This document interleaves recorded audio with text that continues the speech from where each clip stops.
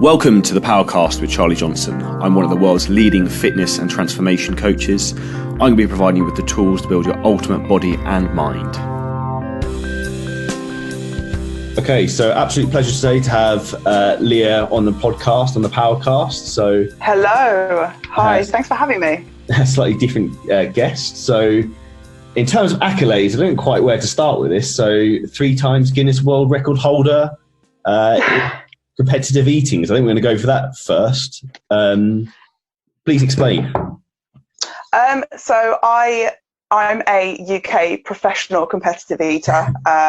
It means that I am no longer just a have-a-go hero in a restaurant environment. I'm kind of known for being able to eat, one, quite fast, and 2, quite a lot of food for a girl of my size. Competitive eating it came quite a lot later in my life. It was not something I ever aspired to be or aspired to do. It was just something that I was particularly good at, and I kind of honed in, and I think in a way I was kind of sucked into that world. So I am now a competitive eater. My first ever challenge was in 2013, and it was literally my brother challenged me and I rose to it, and that was it. What was the challenge? So at the time, I was dieting for a bikini show, because primary to all of this for me, the number one thing is fitness in my life. I've always been this fit girl. I've always been into sport. I played rugby, into just staying in shape and having that lifestyle. And in 2013, I was competing for a bikini show, a UK BFF bikini show. And I was dieting for 16 weeks. And during that diet, my brother was doing a food challenge at a local restaurant called Crust in Shirley. Okay. And every single week for 10 consecutive weeks on my diet, he would come back and tell me that he'd failed. And obviously, because I'm a red-blooded woman and he's my brother, I bantered him massively for it. So he called me out and he was like, yeah, well, I just said, like, oh, you're rubbish, just like a normal sibling would. And he obviously called me out on it and said, okay, then Leah, you think you can do better? Come and show me. And long story short, I went and I showed him how it is that you do a challenge. So that was the one that he kept failing, was a burger challenge. And I ended up going in and doing they just launched a dessert challenge. And I just off the back of a prep, all I wanted was sugar. So yeah, I went for it. What was the dessert? It was a waffle stack. It was like 6 waffles high, like a big tower of them. Yeah, you think people found it a lot harder than you'd think, because they're not the soft waffles. They're the really dense Belgian waffles. Yeah, they're good. And it was like, oh God, I still remember it now. I'm getting emotional. It was layered with brownies, Nutella. They had marshmallows, ice cream, apparently a whole jar of peanut butter in there. So there's a lot of calories, but it was delectable. How so after obviously you did that, obviously I presume that's soon after you competed. Yeah. How did this escalate from there? Oh my God. So, okay, back then I was not on social media. I had Facebook, but I didn't have Instagram. I had no idea with the whole world of YouTube. And I was it sounds ridiculous and completely, yeah, it's strange to say it now, but I was really, really shy. Yeah. I didn't like the exposure. I didn't want it. I was always kind of thrust into spotlight, and I never really wanted it for myself. Yeah. I was just a designer, like through and through. So back then I didn't really show or publicize any of the stuff that I did. I just kind of, word of mouth got round, certain restaurants heard about me, and then I get a phone call to my workplace at the time. This was in 2014, 15, from a TV company called TV Tokyo, and they were casting for Team GB for the World Championship Eating Competition, which was going to be held in New York. So they invited me as one of 15 to 20 people to go and compete in London as Battle of the Big Eaters. UK team. And I went to London. I didn't expect anything of it. They were obviously paying us for our time, and it just felt really worth it. And I won. And I did a food challenge for TV Tokyo on the Thames on a boat in winter. This is an odd question. How do you prepare for a food challenge? Do you eat that day, or do you just eat nothing like beforehand?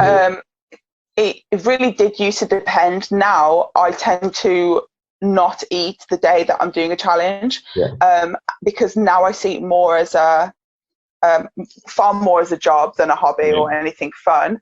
And also the calories in versus calories out dynamic. So I'd rather give myself that leeway and just use it. It sounds counterintuitive, but a bit of a refeed, and just bump that hour, eat that food, and then so it depends what it is. If it's a speed challenge, I eat normally. If not, if I'm doing something big, I tend to try and fast for as long as I can. Obviously it can't be too long because your stomach will shrink. So this is the first thing I wanted to ask you is, how on earth do you manage to stay in like any kind of shape doing this? How often do you do a food challenge? Surely it's not every week. No. See, I can tell you know what you're talking about, because that question is often asked to me as if I do this every day. Yeah. So no, the idea behind my physique, it's a bit bizarre. I never had an image of how I wanted to look ever. Yeah. So how I've looked is just how I've byproduct of training and enjoying the gym. Yeah, my body's reflecting what I do most of the time. So I didn't think, okay, I want like great glutes, you know, and I'm just going to smash out glutes. I trained like a bro. I eat like a bro. I'm very mindful. I'm very conscious, and I've been through the bad dieting and all that. So I've got myself to a place where I kind of know what my body can eat and how I can maintain my own physique.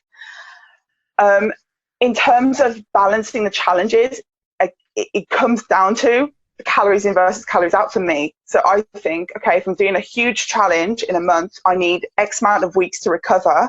And then so in those weeks, I'll do maybe a speed challenge where I'm eating probably a few hundred calories. It's not going to like send me off the edge, but just something impressive that I can put on YouTube, put the content out there, and kind of carry on with my life and maintain my physique. But I hate to call it a balance, because obviously it's on a very extreme scale, but it is my balance.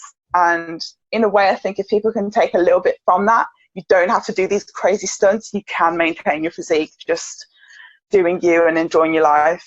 Because that's the first thing I was like, when I saw that, it's what you do. It's like insane. So, and in terms of after obviously these events, how do you manage the digestive distress that I imagine comes from when it's like, I imagine the fast ones probably aren't so bad, but I imagine the ones with like, who can eat the most chicken wings, or I don't know what it is you eat. Like, what would you eat? Yeah. What you eat at the last competitions?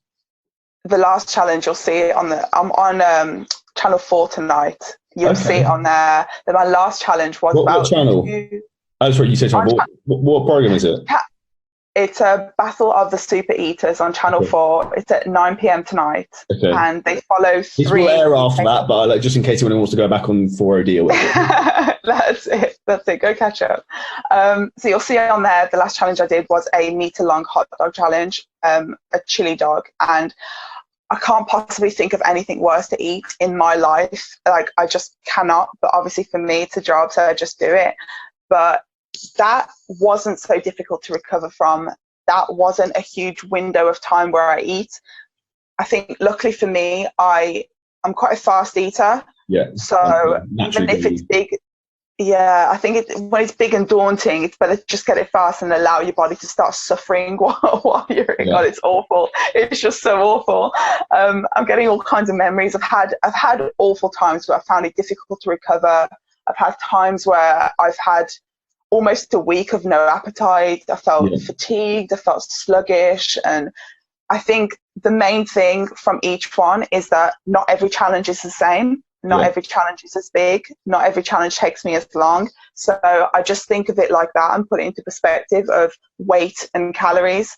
And if I know roughly how many calories I'm ingesting, I would just up my activity levels. Literally, that is the best way to recover. Yeah. So if you're really like, imagine Christmas Day. This is what I put this down to people. You eat on average 10,000 calories on Christmas Day. It is horrendous, and people. I ate an entire apple pie last Christmas for myself, which was probably about 10,000 in one go. And Easy. about a billion chocolate, so that was probably by about midday. It's a great day, but it's a very gluttonous day, and people tend to go for walks in the middle of the day or whatever, and I think that's the healthiest way to approach it. And the same with competitive eating. If you're going to do a food challenge, just a local one in a restaurant, give it your best go, and then stay active afterwards. Don't lie down, don't sleep on it, just keep active.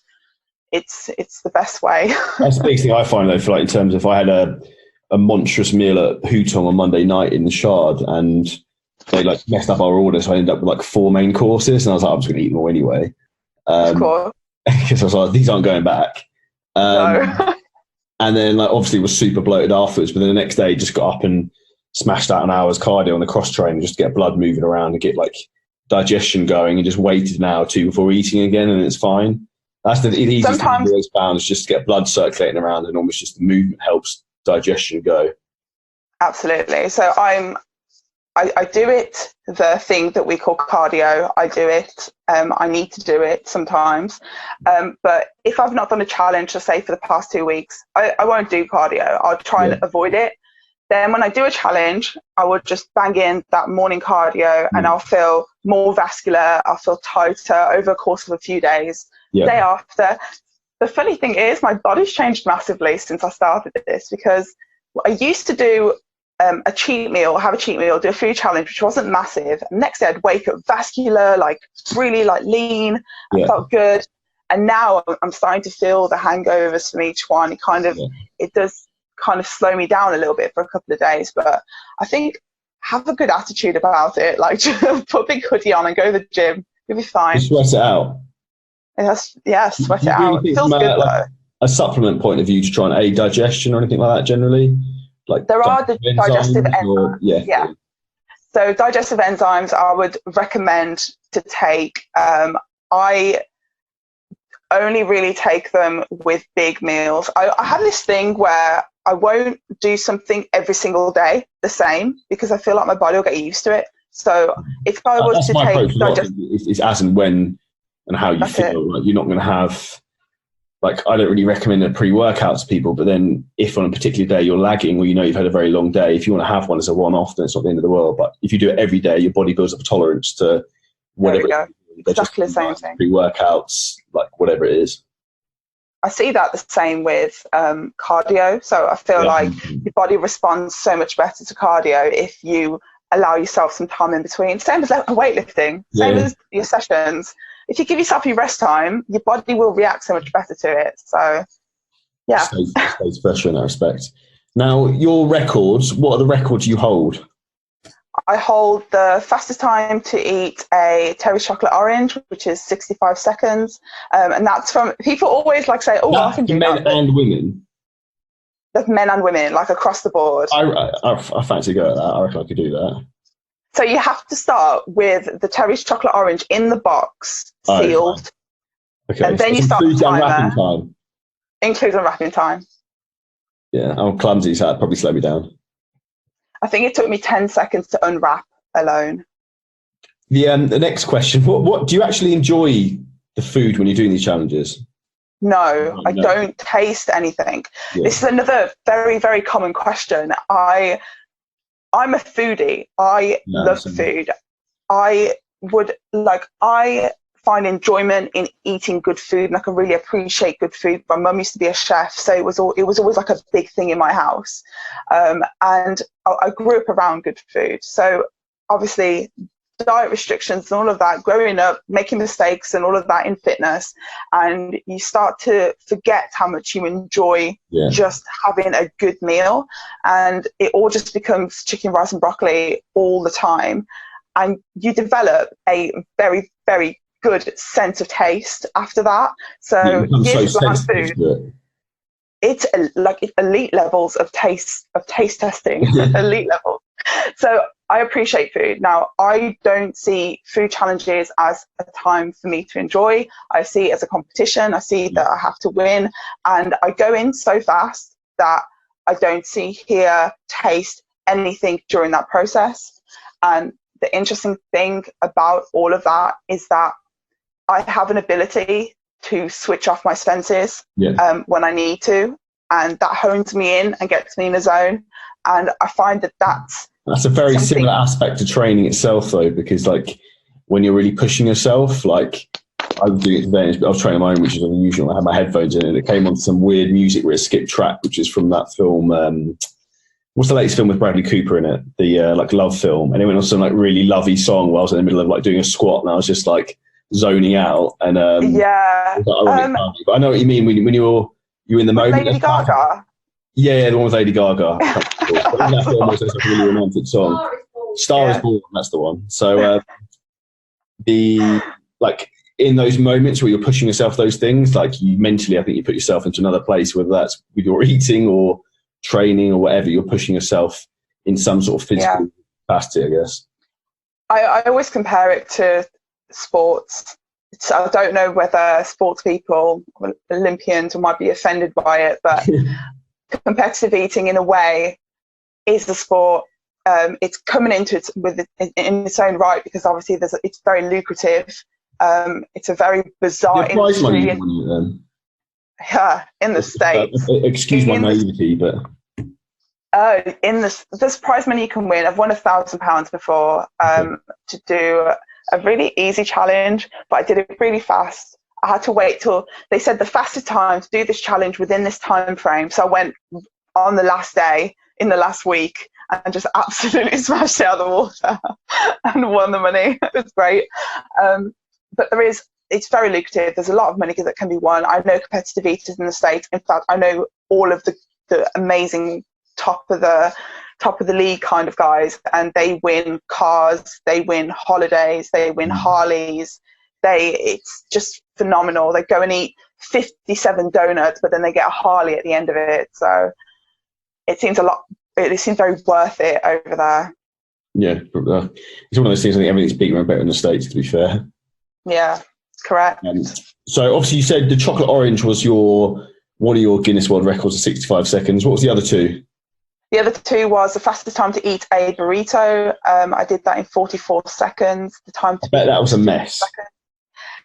It's on TV tonight, so if you want to see it, it's on that show. I'll stick it on record if I don't watch it. I'll check that out. It's very interesting. I for one, don't fancy watching that back, but yeah, because it's for Guinness, you have to be very clean. There can't be anything left in your mouth. There can't be anything left on the plate. So any bits of rice I had to pick up, and it's very, what's the word? Very precise in what they need and what they want from you, and you have to sort of jump through very many loops to get what you want, but it's well worth it at the end. And the last one is the fastest time to eat 3 pickled eggs. These are so random. Yeah, so random. If you go on the Guinness World Record website, it kind of gives you a big catalogue of things that you can attempt to do, and some of them you're just like, what? I'm mad for a Pop-Tart, so if there's a Pop-Tart eating challenge, I might have a crack at that, but I think I've got too much OCD that it would destroy my physique and digestion in one hit, though. Doing one challenge, I don't know if I get away with it. I would always say that in the short term, you feel like there's no way out. And I do have the very female freak out where I'm like, oh my God, I'm going to be fat. And I'm never I'm going to be fat overnight kind of thing. Yeah. But my body always amazes me in how it works. Because the body is very smart. That's it. Yeah. Your body's not going to go, oh, this is all we're going to eat now forever, because your body knows it's going to eat. So the Pop-Tart, it would just go, that's a lot of sugar, and probably have a little breakdown, and then it'll be fine, and you'll just process it. And something like I've spoken a lot about in recent podcasts in terms of mental health. Have you found it difficult? Even personally myself, I find you make yourself feel guilty sometimes about if you're overeating and things like that. Do you have any ways that you find to cope with these things, in particular, being female? Generally women tend to suffer more with that sort of social pressure in terms of overeating and the way you look. Do you have anything that you personally find that's helped, or that would help anyone else? Very interesting. I find that competitive eaters are a whole different league of person, and they just see things so different. And because I come from a fitness background, I have these thoughts and feelings. I'm also obviously a woman, so I do coming from feel a background in particular as well, because you're used to that extreme. Whereas like even I have the same thing where like you want to look like ridiculous, like stage lean all the time, which although because your sense of reality is warped from where you're used to that look, or you've been around a lot of people who look like that. When you the average Joe, you look amazing, but then to your own mind, you want to look like the extreme all the time, even though that's not what other people would want you to look like, if that makes sense. I think luckily for me, I didn't delve too deeply in the competitive world. I competed one time and it was really just to see what it was all about. I was pushed into it at a time when competitive, like just bodybuilding for women wasn't very big, and you didn't see many girls in the gym lifting weights. And I was one of very few in that I knew that even went in for these bikini shows. So I did a bikini show. I wasn't too extreme. I tried not to obsess over it too much, and I figured that the planes weren't. It wasn't a fair game, let's say, because I'm a natural athlete. It just is what it is, and like there are certain things. There's a lot of politics as well. Yeah, I mean, there are certain things that I just wouldn't do for sport, and I decided that wasn't my world. So I didn't get too deep in the whole body image thing. But as a normal woman, I do have these insecurities. I do want to look a certain way, but I found that I've made small progressive moves forward over the past 9 years of lifting, and I've never gone super lean that I've never come back and felt inadequate. I've always been a little bit better. So even though I competed in 2013, my physique is a lot better now. I've got muscle maturity. I've got a lot of like lean, like heavy mass that I've had now. It's been for years, and then I was a lot thinner. So I feel like as long as you're pushing forward in some way, one cheat meal is not going to hurt you. You will get over it. You just need to get yourself back into your routine, and your body will cope with it as and when. And it's interesting because my boyfriend is a mental resilience trainer for the army. Okay, that's and fascinating. he must find you an interesting case study then. It's he's great because he gets it almost. He talks to me. So I didn't think that I ever went through these like crazy like emotional changes before doing a food challenge, because obviously you're just eating food. Like I just turn up and eat. Surely there's not much in it. But just like any other competition, I put my mind through such a state where I do get myself in a proper zone, and then I freak out. There's pressure. A bit. Massive pressure, massive. And my last challenge, I was driving to London and he called me, and actually it was an absolute godsend because he just went through like the motions with me and just kind of said, rationalized it, talked about like when you win, having that like that mindset. So as much as I think that I do have quite a strong mindset, I do have moments of weakness, but my weakness is caused by my own anxiety to do well. It's not even the anxiety of like doing something that I've done a million times before. It's the anxiety of not winning. So that is very difficult. And that's something that obviously I have to address myself. I'm actually reading this book too. The book is Complex PTSD. So it's called Complex PTSD From Surviving to Thriving. It's all about mental resilience, but things in your personality which you've sort of picked up over the years. So I've kind of come to understand my own brain very well, and I would recommend to anybody to pick up a book to understand yourself, because things that you've gone through in your life, whether that be being bullied at school, to your upbringing, to your childhood, to a lot of people in the gym suffer from all sorts of sort of insecurities, and a lot of very, very funny world, that one. Very, very emotionally driven, and you find a lot of interesting characters with very, very like interesting, diverse pasts, and it's the reason why we're all there, and it's the reason why we all try and better ourselves in this like sort of outward way.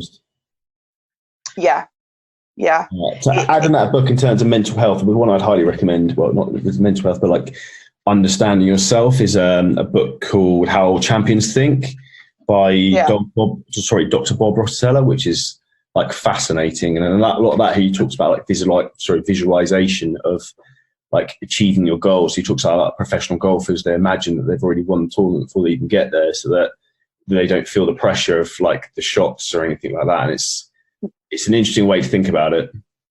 That's exactly it. So I think it's visualizing the end goal, what you want to happen. It's all about, it's a bit spiritual, it's getting a bit spiritual, but you put it out in the universe and it's going to happen for you. And I think, again, I'm keep going back to the show, but it's at the moment the biggest thing that's been on my plate, for lack of better phrase, for the past few weeks. Pardon the pun, it's awful. So that's been the biggest thing for me at the moment, and the anxiety going into each one of those, because I attempted 2 Guinness World Records, and then I went up against an up-and-coming competitive eater in the UK. So obviously I'm protecting my crown, if you will.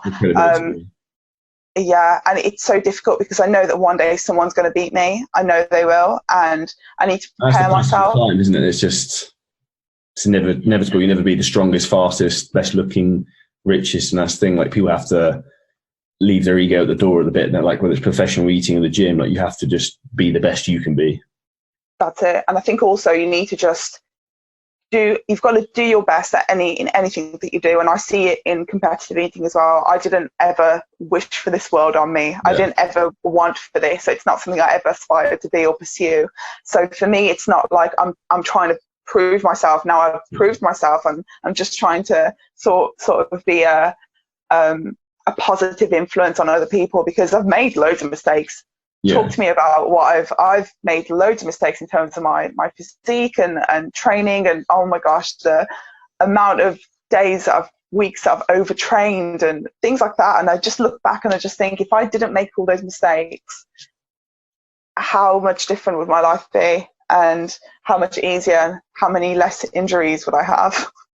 Yeah, it's the thing I say a lot. It's like, it's that fuck it mentality of, like, sometimes I did it before I tore my hamstring. I was like, something fell off and I was like, oh, fuck it, just do it anyway. And then ping. And then once you've done that once, you get, like, when that little trigger goes in your brain, you're like, oh, fuck it, just do it anyway. Like, no, just, like, back off. I trained with Dorian Yates about 2 weeks ago doing legs, and my knees started to feel funny about halfway through. And I was like, a lot of people are going to watch this video. I was like, I can't bottle it. And then I was like, this is not on. So I was like, I had to, like, swap out what I was doing. And, like, but in hindsight, I'm very glad I did, because regardless of 60, 70,000 people are going to watch it or not, like, tearing your knee ligament for the sake of a video is rather stupid. So you have to be smart, listen to your body, and, like, as we were saying earlier, just leave your ego at the door and just be mindful of how you feel and how your body is mentally. As much as we want to be inspirational as people, and as people that blind, are stupid. Yeah. And a lot of the people that watch you and follow you and admire you are not going to be able to lift as much as you do. And that is not something that they probably will attain at that point. So you saying this is too much and walking away from it is a very good example to set. Absolutely. And that was interesting. I had a few people troll me on YouTube, and I gave it back at them a little bit on, like, comments, because I was just like, it's just one of those. YouTube is savage. YouTube is a savage. I don't know why it's so much worse than some of the other platforms. I never really get any hate on Instagram or anything else. Just YouTube, like, give you a bit of grief for some reason. YouTube, I used to get a lot of grief. When I first started my channel, people gave me such a hard time. But now, I think over the years, I've just kind of earned my respect. And the people that would, like, constantly troll, I just block them. Straight block. No responses, no rising. I think with YouTube, it's more of a social platform for people to communicate with other people that are into the same videos. Yeah. And that lack of interaction, they will have any kind of debate, whether it be a positive one or a negative one. And I've come to learn that whether it's good or bad, people are always going to talk, and let them watch your videos, let them comment, let them not subscribe, but always. The funny irony is, like, if you don't like it, you're wasting your life watching me rather than the other way around, my friend. So absolutely. And if they dislike the video, it's still more algorithm for you, and all the way that it works is completely bizarre. But with YouTube, it is a very brutal platform, and I think eventually, over time, you kind of establish your own audience, and when you have that solid audience, then it's like wildfire, and you get, like, a load of encouragement. And as long as you don't do things, people tried to call me out saying that I was cheating on food challenges, and it was like, I can't do anything else. I'm not some, like, master, like, editor. I'm very, like, rudimental. You photoshopped all the food, it's disappeared. It's like bang. It's all also magic, like it's all magic. But yeah, now not so much. I think it's just time with YouTube, and you get a really good audience eventually. With obviously the eating side of things, like a person I get this, like it triggers me a little bit when I start eating a bit of junk food. Do you find it puts you on a track to like want to start not binge eating, but like say at the weekend, say if you've done you've had a Terry's chocolate orange challenge and you've eaten one, does it set you off to go on a rampage? You want to go and eat loads, or have you managed to sort of control that? Like, I have contained my elite levels of greed, which I have deep down inside of me. That's a good phrase, elite levels of greed. I'll take that. That's me. You take that, you can have it. Since I was very, very young, I could always eat a lot of food. I was always just a greedy kid. I could sit and eat something. If I enjoyed it, I could just sit and eat it without even thinking. That's why I was overweight as a child, and that's why I'm so like mentally warped now and having to be in shape all the time, probably.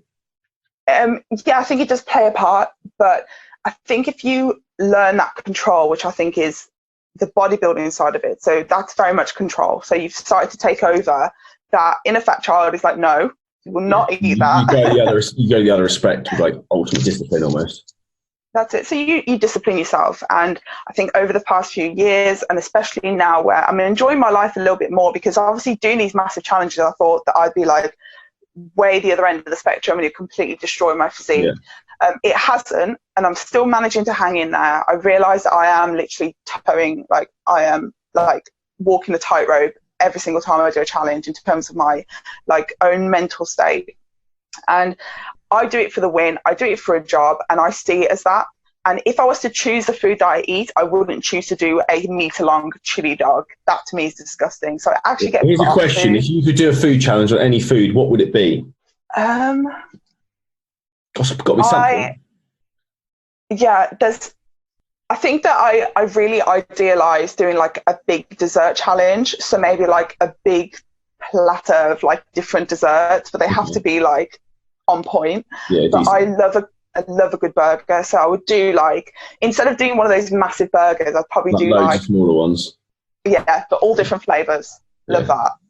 That's so that would be my thing. But yeah, I mean, I do challenges that I feel awful afterwards, and I don't really want to eat or look at food for like the next day. You eat the next day? I listen to my body, so I work very intuitively after I do a food challenge. You're hungry almost. Means when my body says you're hungry, means I'm hungry. And so I will fluid up high, I imagine water to try and flush everything through, sort of. I am a big water drinker, and I'm an advocate for it. I drink, I know this is a lot, but 6 to 8 litres of water a day. If I go to the gym, I'll be up to 8 litres. If I'm not, I'm 6. And I really believe that keep flushing out toxins. And I take a vitamin C, I drink the effervescent, and I find that's very good also for flushing out water weight. Yeah. So again, from a cheat meal, from a challenge, you tend to store water.